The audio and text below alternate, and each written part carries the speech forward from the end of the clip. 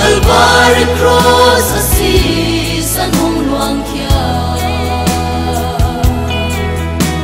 Iya dino kadang na kuasi san hi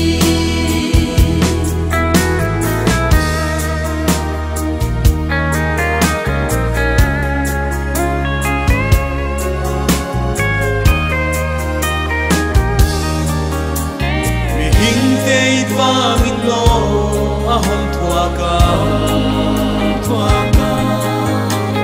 imona liamate adam sakta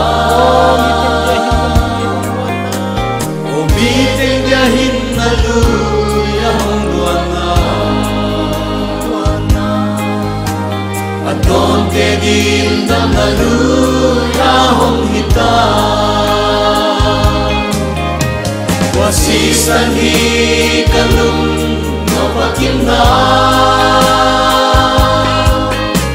Wasisan hi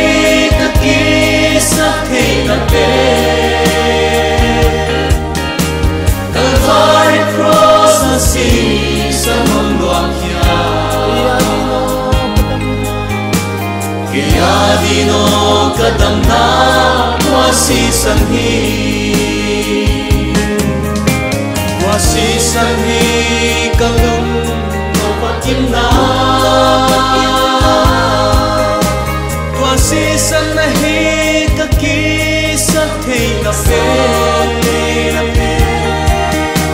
Calvary cross asi san hong luang kia Kaya dino kadam na wasisan hi Dino kadam na wasisan hi